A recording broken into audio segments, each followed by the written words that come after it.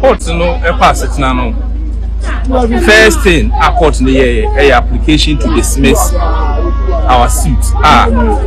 Madam Patricia said our lawyers at the buy. The lawyers make almost submission. After say almost a application, make almost submission. Yeah, as lawyers for Empress Gifty, and so you make a submission. The court no abo application to dismiss our suit. What that means is say, and court na say yanko sundi asem na yenhwe na omu determine asem no based on its merits. In the application to dismiss our suit, Madam Patricia said our lawyers said the buy no, and the court na boy. Court na saying what the cost of 6,000. 8 year Madam Patricia said so ontua enfama Empress Gifty for delaying the process. Because a number of troy no ni efi say anka say the back as defense. Say process no delayed sana, then we need to be giving some cost. Into cost the court no a levy a cost of 6,000. I say Madam Patricia said it ya the ma Empress Gifty.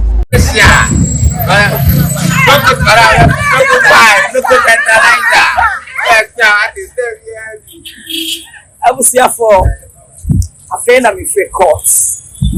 Now the court.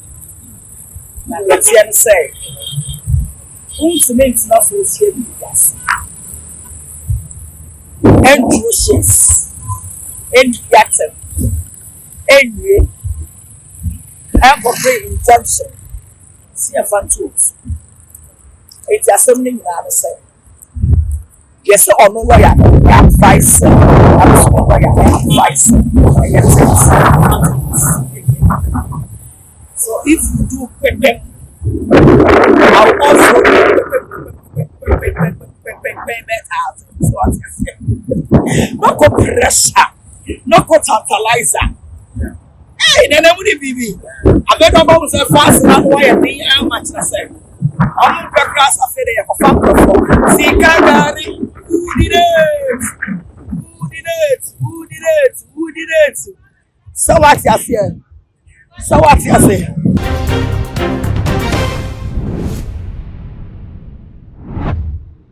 I was here and 24 said it's 20 the United States so and I said we kind quarter now I'm interested with the bill and then I 26th of June 2025 and then that court to my high court a share said yeah my mama part and sister Empress give to almost high Emra now one more assembly civil abra one day kind a court naka e come here say adie no any ya than na ebua boy sister Empress or no wode na asem no ekọ na so se me no ka say de ene new case ya ifimu abane say asem na no kwotena so no asan adane ya e kam ya say ye gbo mama part asem no ka say de court no abom part ka 6,000 Ghana cedis se wo mo delay case no enti oni kan krantua no enfama Empress ansa na sika boten ya Empress airpe no wo ma hwe no aka ho asem too much GH and when you go to so me subscribe to us now the bell na account say be na upload ni to the first person ya wonsa ebedi kan akabi ebusia mama part any sister Gifty Empress na nsam ne de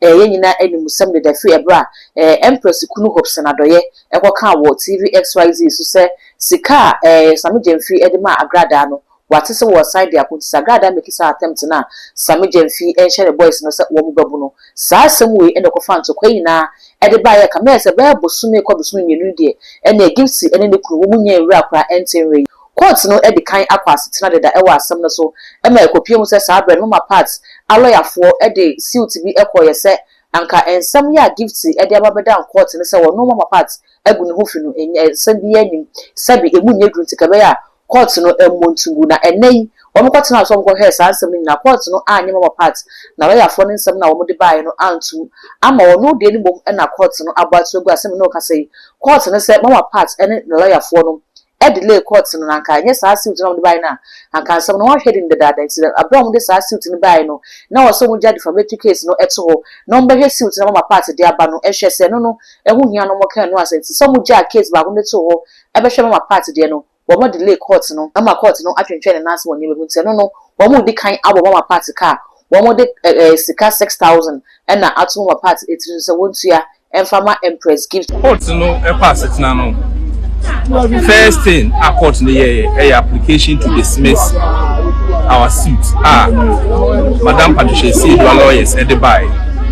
The lawyers make almost submission. After say almost a application, make almost submission. Yeah, as lawyers for Empress Gifty, and so you make a submission. The court no abo application to dismiss our suit. What that means is say, and court na say young kosundi asem na yenhwe na omu determine asem no based on its merits. In the application to dismiss our suit, Madam Patricia C. lawyers at the buy no, and the court na boy. Court now saying what the cost of 6,000 8 year Madam Patricia C. So onto informer Empress Gifty for delaying the process. Because a number of Troy near fee say anchor the back as defense. Say process delayed sana, then we need to be giving some cost. Into cost the court I levy a cost of 6,000. I say Madam Patricia C. Empress Gifty. On the issue of application for interlocutory injunction, court now say lawyers for Madam Patricia C. and so a person make a submission in opposition. That is the injunction order.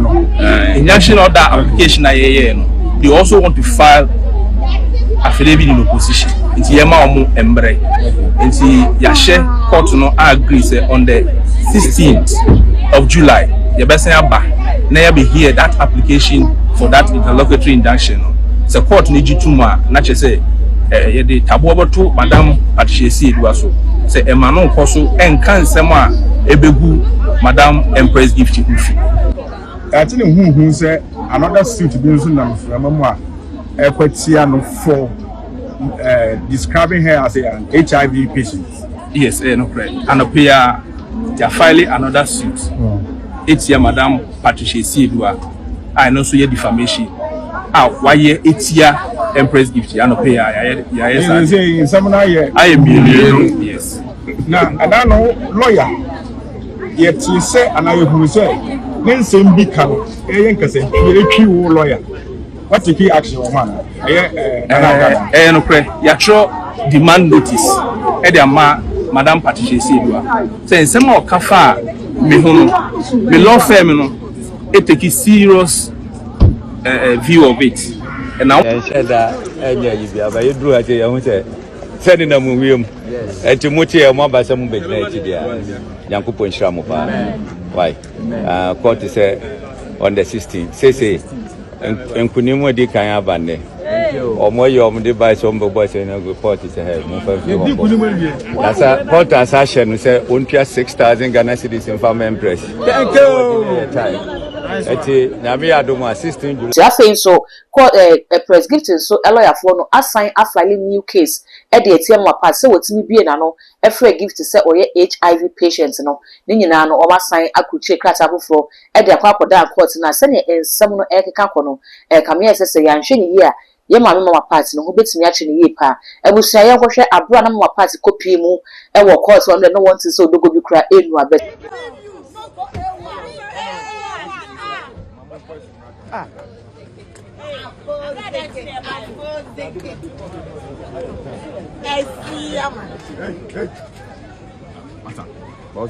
We're making noise. Other outside. Natural beauty.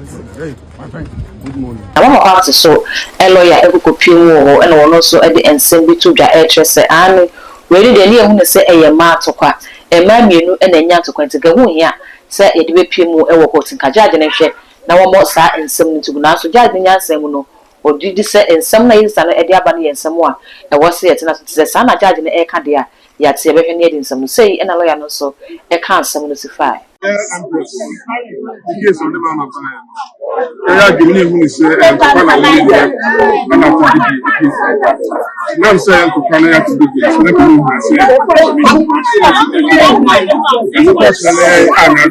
what's on the say and finally I think we see us. See, but also the by say Empress and I say no for much and to even so the pay compliment to social and if somebody on the 16th, next week, it is Yeah, that's it. Mama, I didn't remember you got there. Madam, no beautiful. Mama, no beautiful.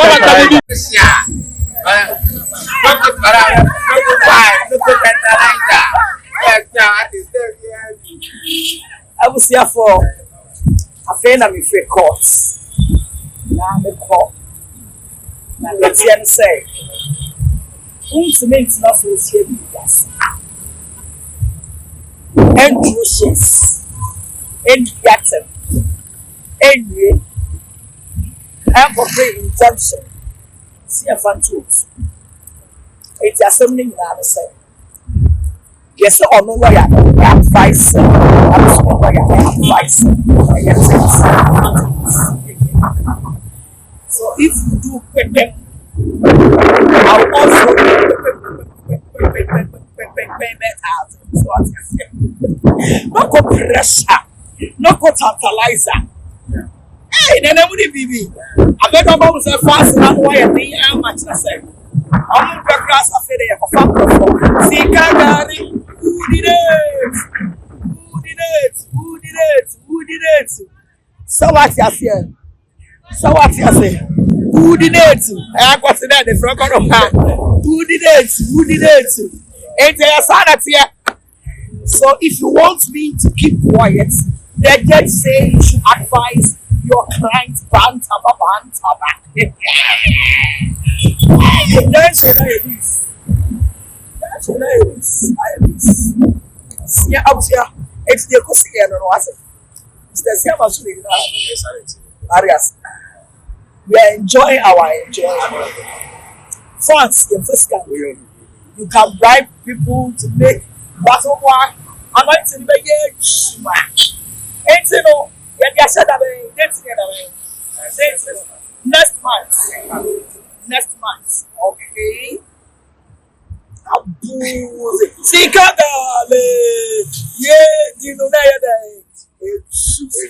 Entabusia, your mommy, mama part, and your sister Empress give to one more and some no, send me Sikono and Neno, and a lawyer no Eddie about the Munchimina, Abakaman to Reno, as mama part is a one shilling year, no whole bits in actually a year pa, now so mama parts na no, you say, won't call any go in Tamusa.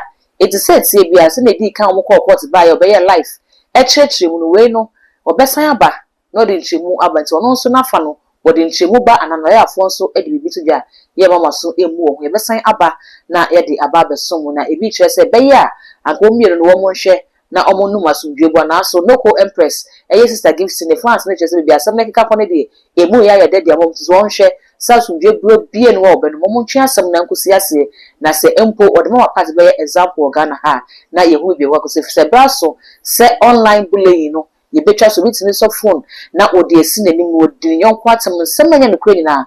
Now, I can't add their fun to say, well, no, I can't test case be, yeah, testing law, and I share said, ding, and I am run air cows up and so swap. The donor air just a year party, anything some lechi, may be pay for my babyano. It rather so too much GH and when we saw she message, so we must subscribe to us now the bell, and I can't say, now upload YouTube, but when the first person, yeah, won't say every kind, I can all the social media platforms so call. Too much GH. Was subscribe no like no share. Na when you been so any biashe dark gold any midi macro. Ye kon man makro ma ye nyiprebu okwanso wo la la odofo ede ne wo hawe ede ne wo dadwen yare be na ye kwankwa a wodi chenchecheche a wonya anu aduro ene na me kanfo raboni spiritual research and divine medical laboratory ede ama eye prophet Dr. Abednego ene da no a wise man will hear and will increase knowledge, but the fools despise counsel. Prophet Dr. Abednego ye odifo a eweyem remu awrade eyinu ama wiase se sunsumu ya rebia aye okwanko a Dr. Edikre wo ene na me kanfo Prophet Dr. Abednego Invisible Teaching Hospital powered by Castoplanto Technology kai Prophet Dr. Abednego enye pray for me intihwehwe Prophet Dr. Abednego achiri kwan wo insanwam ado achiri Oreku Liberty House adase Fred Dr. Prophet Abednego 020-859-9576 na say 027-8977-215 intro do for kai se wo twiri bibi wo so na semba na bibi kura